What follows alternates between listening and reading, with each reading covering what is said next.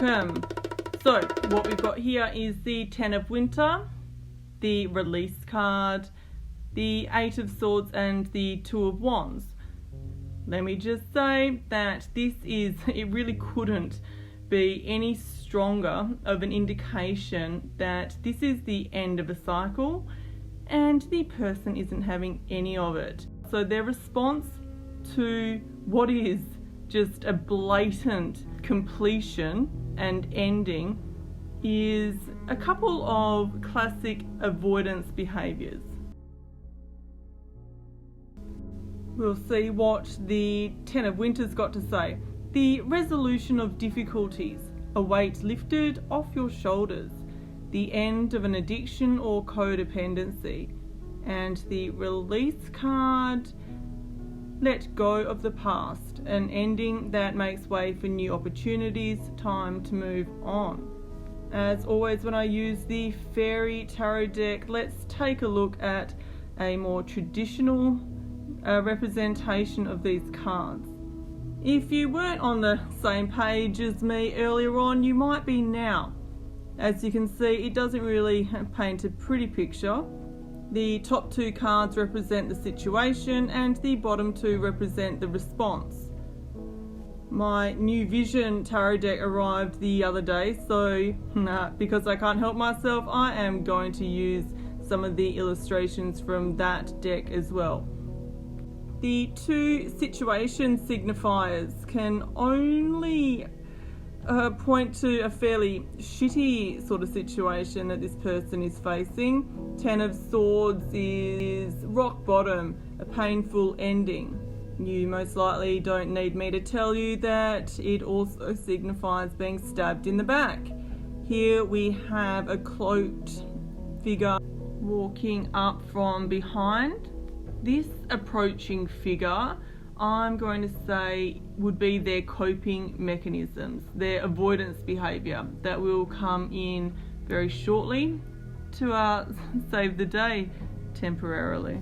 Well, at least to alleviate some of the pain that the person is going through. Anyhow, let's get back to it.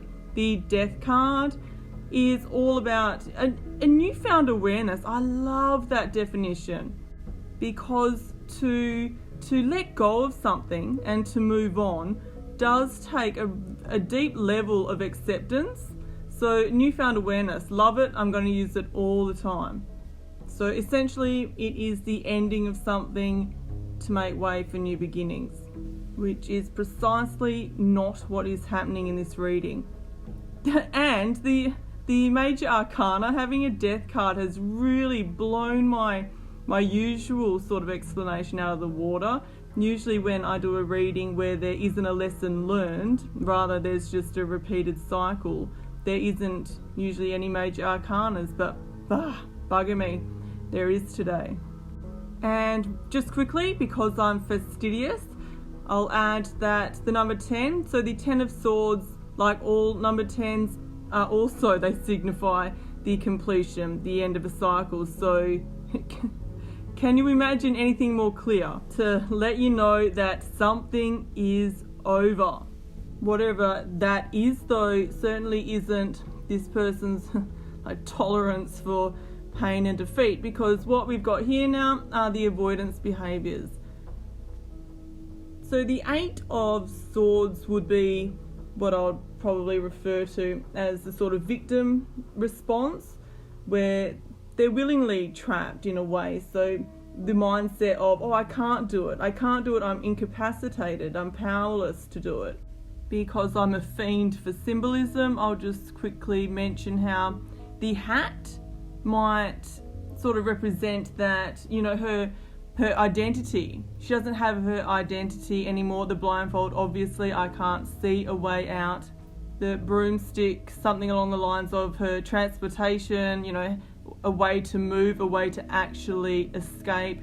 The little bluebird is that symbol of hope, and the cat is her familiar, because for most people with this coping mechanism, it's a familiar place to be.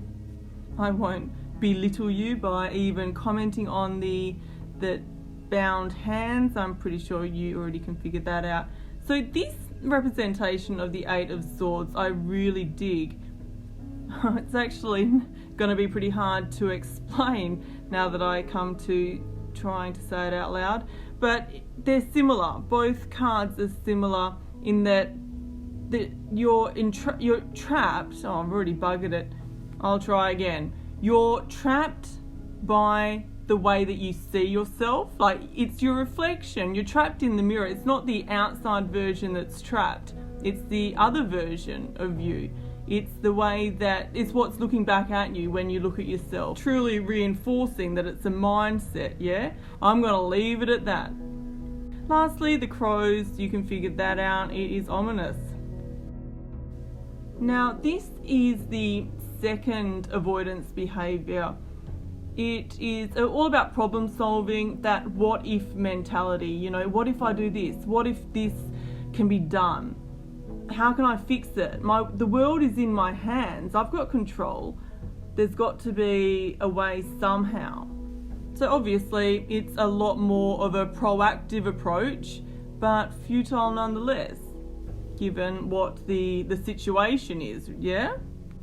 The jester, I think that it's a jester in the background, sort of makes me think that it's showing you that all of this effort is folly. A couple of other versions of the Two of Wands on the left, again, like if I look at it this way, if I look at it this way, what you need to do is like look ahead, you know, which is not exactly what's happening there.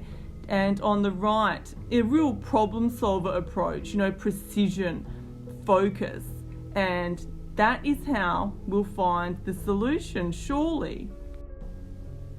Lucky last, the stars symbolise hope. So he's not letting go of hope. Again, there's that familiar, the cat, because this would be a familiar mindset for people who try to avoid accepting the sort of pain that they're in.